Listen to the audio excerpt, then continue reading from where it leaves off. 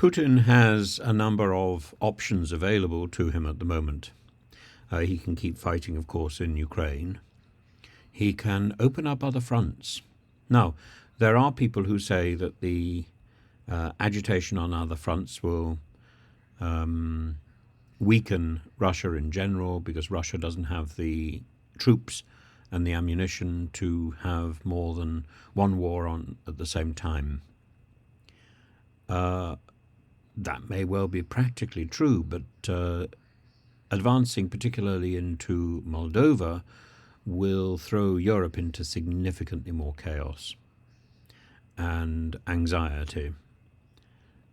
And Gennady Khoba is a politician in Transnistria, which is a strip of land bordering Ukraine. And there are Russian rebels there. Many of them have been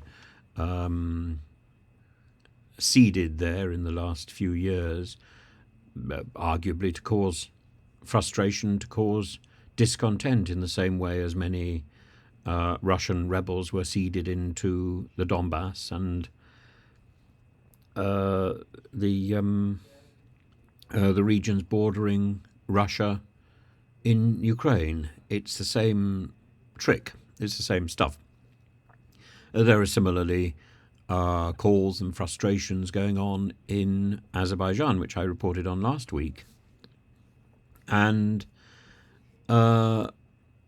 is Putin looking for an opportunity to create so there is an imminent political crisis in Moldova, which he can come in, sort out, say, oh, that's a victory, and then go back to Ukraine with a pincer movement from both Moldova and from the Rostov area in Russia.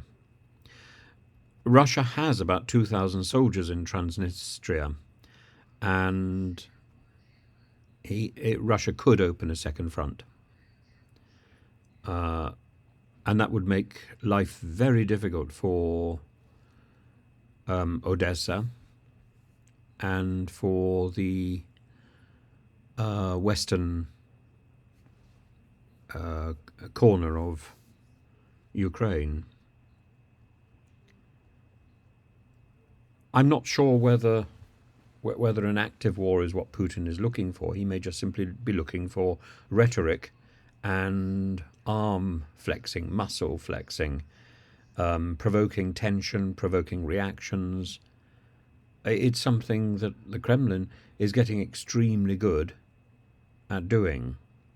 And there are local what do we call those people? Anyway, local pseudo business people in Transnistria, as there are in Russia. Oligarchs, that was the word I was looking for. I knew it was there somewhere at the back of my mind. And they certainly are making noises and trying to cause discontent, and it would be it's a worrying period. We've just entered the third year of the Ukraine campaign, and it's after a year where Russia has essentially stalled. It's not been beaten, but it's certainly not gained any significant ground, and nor has, sadly, Ukraine managed to push the Russian army back. But it's extraordinary that it's kept it at bay.